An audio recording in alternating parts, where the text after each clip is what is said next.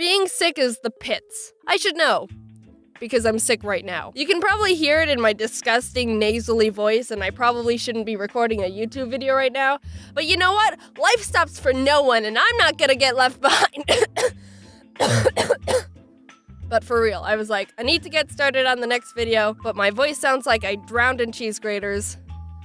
Whatever. Let's talk about being sick. It's relevant enough. I'm fortunate to have a really good immune system. I never get sick. Believe it or not. From elementary school through high school, guess how many days I've missed from being sick? Don't guess. I'm gonna tell you anyway. It's 2. And they were back to back, so I was just really dying that one time. I mean, sure, I've gotten sick here and there, and my mom was just like, oh, you're fine, pack your bag, you're going to school. Missing arm? Pfft. If the lizards can regrow their limbs, so can you. So that number doesn't tell everything, but I think 2 is a pretty good score to have over 12 years. I'm not like a crazy germaphobe, though. I don't go out of my way to avoid being exposed to sickness or actively try to kill any bacteria that may give me some sniffles. Sometimes I forget to wash my hands. I heard that kids who are more exposed to germs and stuff when they were young were able to more efficiently build immunities to them. So maybe as a kid I just ate a lot of dirt, but even though being sick makes you want to just give up on everything because your eyes are red and your head hurts and you're tired all the time, but you can't sleep because your nose is plugged and you can't breathe and everything is agony and life is pain and nothing is worth it in the end, there's some pros that can come from it. Like, you don't have to share anything. Because no one wants to share anything with your disgusting diseased self. Do you have a pencil I can borrow? I've got a cold. Never mind. Can I have some of your food? I have the flu. Keep it. Do you want to hang out? I'm sick.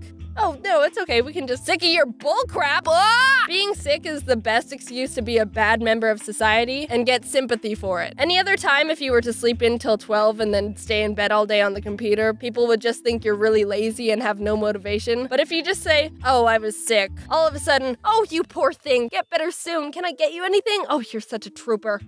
It's great. Also, you have the power to claim anything you touch.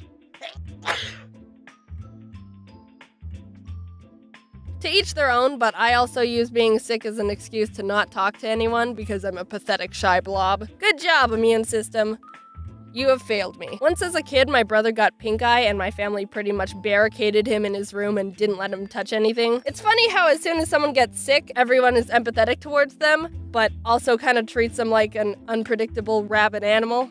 All right, you just stay right there. Don't go anywhere. I got you some soup. Ah, stay over there. I'll push the bowl to you with this stick.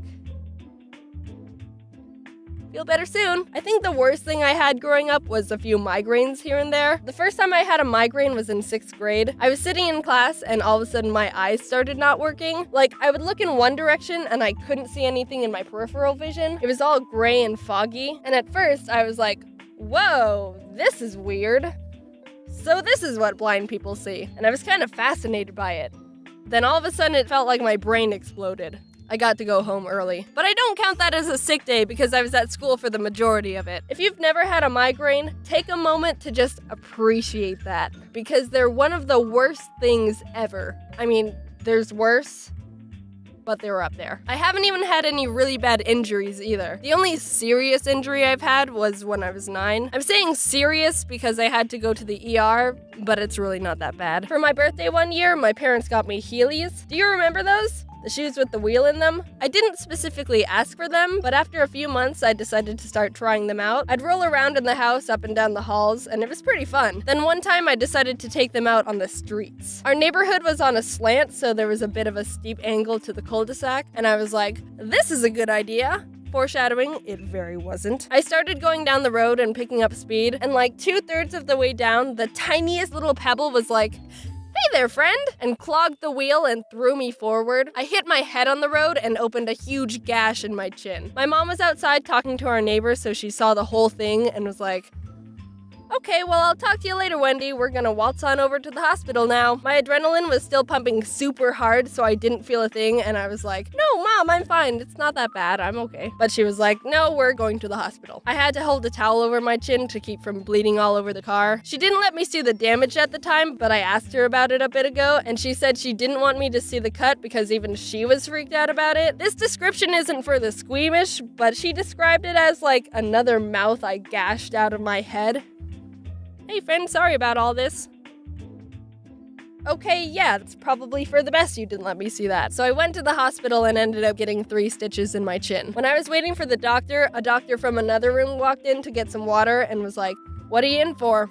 She hit her chin on the road. Oh, yeah, I've been there before. And he showed us a scar on his chin. And then another doctor overheard from the other room and was like, "Yep, same story." And he had a scar on his chin. So that was a nice human bonding experience.